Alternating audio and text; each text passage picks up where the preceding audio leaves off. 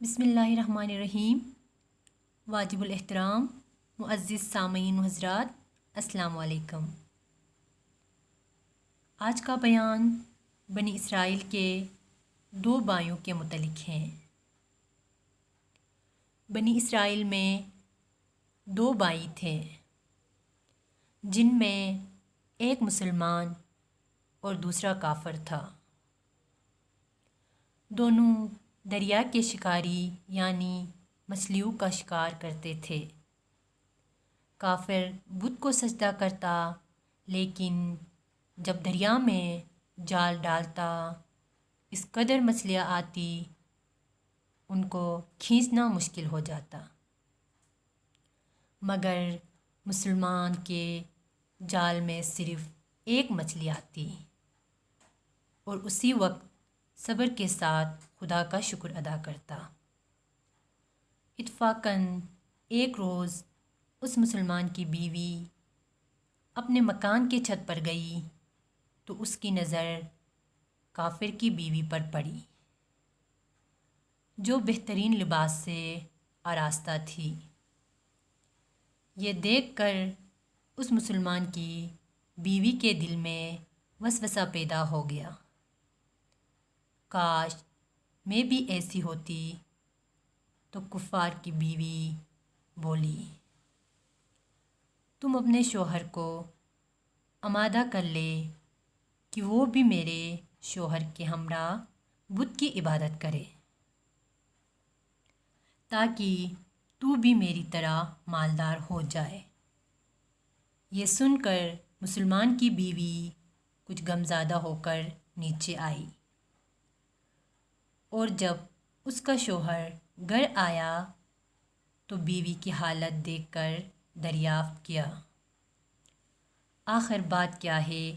اس کی بیوی بولی، بس میاں، یا تو مجھے طلاق دے دو یا اپنے بھائی کے ہمراہ بت کی پرستش کرو۔ مگر اس کے شوہر نے کہا، خدا کی بندی خدا سے نہیں ڈرتی، ایمان کی دولت کے بعد کفر کی باتیں کرتی ہے۔ وہ عورت بولی، بس دوسری عورتوں خصوصاً تیرے بھائی کی بیوی کو میں دیکھ رہی ہوں، وہ زیورات اور عمدہ لباس سے آراستہ رہتی ہیں۔ جب اس مرد مومن نے دیکھا بیوی ضد پر اتر آئی ہے اور اس کا اصرار حد سے بڑھ چکا ہے تو اس نے عورت کو تسلی دی اور کہا، اچھا، گھبرانے کی ضرورت نہیں، میں کل سے کاریگروں اور مزدوروں میں جا کر محنت کر کے تجھے روزانہ 2 درہم دیتا رہوں گا۔ صبح سویرے وہ مرد مومن مزدوری کے لیے نکلا، مگر کسی نے اس کی مدد نہیں کی۔ بالآخر مایوس ہو کر دریا کے کنارے پہنچا اور شام تک اللہ تعالیٰ کی عبادت میں مصروف رہ کر رات کو جب گھر آیا تو بیوی نے دریافت کیا، میاں، آج تم کہاں تھے؟ وہ کہنے لگا، میں بادشاہ کی خدمت میں تھا، بادشاہ نے مجھے 20 دن کام کرنے کی شرط رکھی ہے۔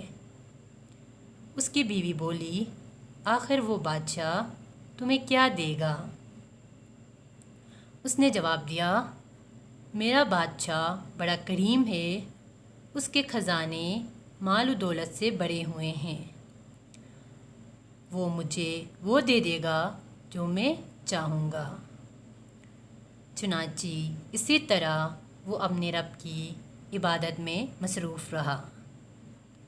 تیسری رات ہوئی تو بیوی نے کہا، سنو میاں، اگر کل تم نے مجھے مزدوری نہیں دی تو تم مجھے طلاق دے دینا۔ یہ سن کر ایسی پریشانی لاحق ہوئی اور تیسری صبح کو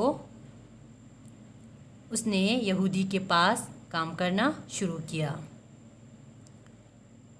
ادھر دوسری طرف ایک آدمی اس کی بیوی کے پاس جا کر اسے 29 اشرفیہ دی اور کہا، یہ تمہارے شوہر کی مزدوری ہے۔ تمہارا شوہر 29 دن سے بادشاہ کے کام میں تھا، یہاں تک کہ تمہارے شوہر نے بادشاہ کو چھوڑ دیا۔ اگر وہ تیسرے دن کام پہ جاتا تو اسے بہت سی اجرت مل جاتی۔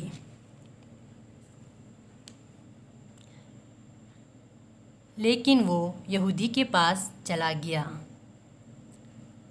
اگر وہ مزید بادشاہ کا کام کرتا تو بادشاہ اس کو مزید اجرت دیتا۔ بس اس نے 29 اشرفیہ دے دی اور چلا گیا۔ جب شام کو اس کا شوہر گھر آیا تو بیوی نے دریافت کیا، آج تم کہاں تھے؟ اس نے جواب دیا، آج میں یہودی کے ساتھ کام پر تھا۔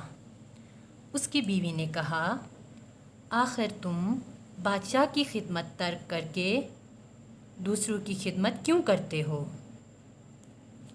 پھر اشرفیوں کا سارا واقعہ سنایا۔ سارا قصہ سن کر وہ مرد مومن روتے روتے بے ہوش ہو گیا۔ جب اس کو ہوش ہوا تو بیوی سے کہنے لگا، افسوس میں نے بادشاہ دو جہاں کی خدمت کا حق اپنے اوپر لازم نہ کیا۔ اس کے بعد اس آدمی نے عورت کو چھوڑ دیا اور پہاڑوں پر چلا گیا، جہاں خدا کی عبادت میں مصروف رہ کر باقیہ زندگی گزار دی، اور وہی اس کا انتقال ہو گیا۔ بس اللہ ہم سب کو صبر اور شکر کے ساتھ زندگی گزارنے کی توفیق عطا کرے، آمین۔